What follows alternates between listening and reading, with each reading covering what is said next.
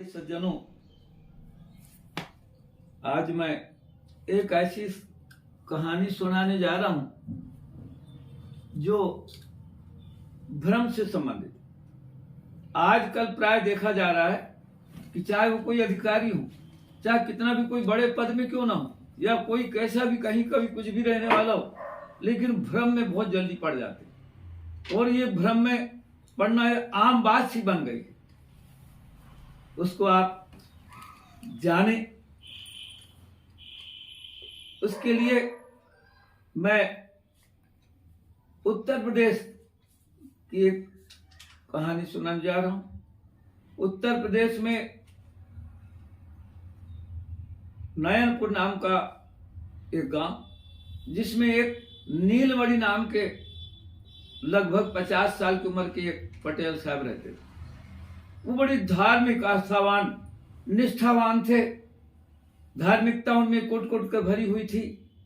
आतिथ्य सत्कार तो उनके रग रग में भरा हुआ था। अतः एक दिन की बात है और केवल अपने अकेले केवल 3 लोग थे अपने परिवार में। एक 4 साल का उनका लड़का था, पति पत्नी, 3 लोगों का छोटा परिवार। एक दिन तीनों परिवार जन पास में मेला लगा हुआ था, मेला देखने के लिए गए। मेला में जब पहुंचे, थोड़ा सा घूमने के बाद लड़के की नजर पड़ी मिठाई की साधुओं पर। मिठाई के साधु बिक रहे थे। लड़के ने बोला, पापा मैं मिठाई के साधु ही लूंगा। पापा ने समझा कि इसको लेना पड़ेगा, इसलिए पापा ने उसके एक मिठाई का साधु खरीद दिया, जबकि बेचने वाले के पास 3 मिठाई के साधु रखे हुए थे। बालक बोला पापा से, पापा मैं तीनों मिठाई के साधु खरीदूं। जिद में, बच्चे की जिद को देखते हुए पापा को स्वीकार करना पड़ा और उसने अपने बच्चे के लिए तीनों मिठाई के साधु खरीद ली। मिठाई के साधु खरीदने के बाद, थोड़ा मेला घूमने के बाद, जैसे ही वो अपने घर वापस आते हैं, तो जैसे ही घर के पास, अपने घर पास आए, आप समझ लें उनका घर ऐसा था कि सामने एक बरामदा था। घर के बरामदे में एक तख्त रखी हुई थी और अंदर का जो एक पहला रूम, एक दीवार के अंदर एक कमरा था, फर्स्ट कमरा, उस कमरे में एक तख्त रखी। उस कमरे में तो जैसे ही वो आए तो अंदर के कमरे वाली तख्त में उन तीनों साधुओं को रख दिया और वहीं पर उसका बेटा भी पास में था, खड़ा हुआ था। और जैसे रख करके बाहर की ओर आए बरामदे, उतने में वास्तविक रूप से सही जो माने हुए विशिष्ट, जो पूरा क्षेत्र में प्रसिद्ध थे, ऐसे माने हुए 3 प्रसिद्ध साधु उसी समय उपस्थित हो गए।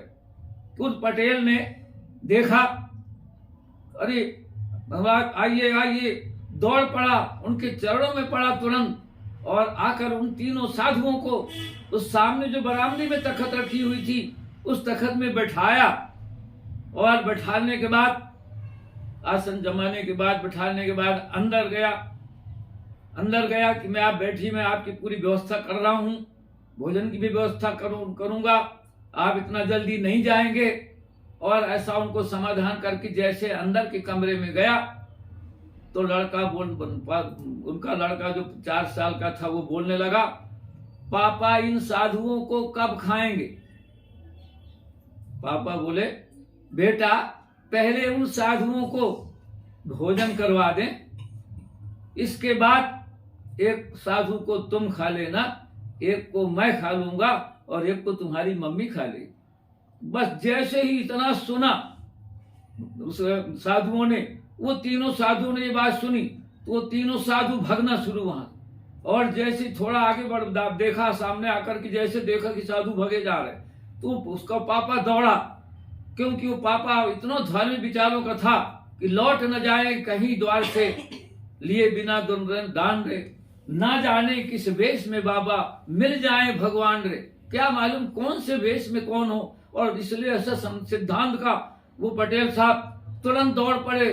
दौड़ते दौड़ते उन्होंने यहाँ तक कितने भगे जा रहे, इसके बाद उन्होंने कहा रुको रुको, और वो कहते जा रहे हैं, साधु भगते जा रहे हैं कि हमने सब सुन लिया, आप लोग नरभक्षी हो, ऐसा कहते हुए भगे जा रहे। फिर भी पीछा करते हुए पास में वही जंगल था, वहां तक पहुंच गए। और वो पटेल पीछा करता हुआ कि मेरे घर से लौट न जाए कहीं, तो उनको पीछा करते जंगल पहुंच गया। वहां पहुंचा, उनके चरणों में गिरा और फिर आकर के उनको बताया कि आप लोगों को भ्रम हुआ है, आप मेरी बात को समझें और जब चल के देखें। और विनती करके जब लाया, दिखाया, उन तीनों साधुओं बताया कि ऐसा ऐसा आपको भ्रम हुआ, पूरी कहानी बताया कि हम ऐसा ऐसा मिठाई के साथ बुलाए थे, बच्चे की जिद में आकर आप देख ले तब आपको भ्रम आपका दूर होगा। तब वो उनको लाए तीनों साधुओं को, अंदर जो 3 साधु थे मिठाई के, उनको दिखाया। तो उनको दिखाया, देखने के बाद जब उनको संतुष्टि हुई, तब इसके बाद वो आकर के भोजन प्रसाद किए, बैठे। इसके बाद ही उनको विदा किया। इस कहानी से ये समझिए आपको कैसी शिक्षा मिलती है। ये शिक्षा मिलती है, जैसे आप कही जाती है बात, ये सभी जानते हैं, ये कही जाती है कि अपने आंखों का देखा हुआ, कानों का सुना हुआ मानना चाहिए। अब यहाँ आप समझ सकते हैं कि उन साधुओं ने कानों का तो सुना हुआ समझ लिया, एक बात की कानों का सुना हुआ मान ली, लेकिन आंखों का देखा भी अगर मान लेते तो ये स्थिति नहीं, भ्रम में नहीं पड़ते वो, इसलिए वो भ्रम में पड़ गए। तो ये भ्रम बड़ा खतरनाक है, जिसमें बड़ा कठिन है इससे बचना।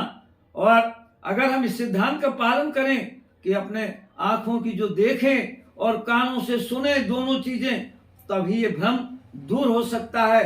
अन्यथा ये भ्रम पता नहीं कितनों की जाने ले लिया, कितनों को कहां गड्ढे में पहुंचा दिया, कितनों को विनाश लीला में पहुंचा दिया, कितनों को तूफान मचा डाला। अतः अगर हमें इससे बचना है, भ्रम से बचना है, भ्रम से दूर रहना है, तो हम सतर्क रहें, सावधान रहें, बस यही।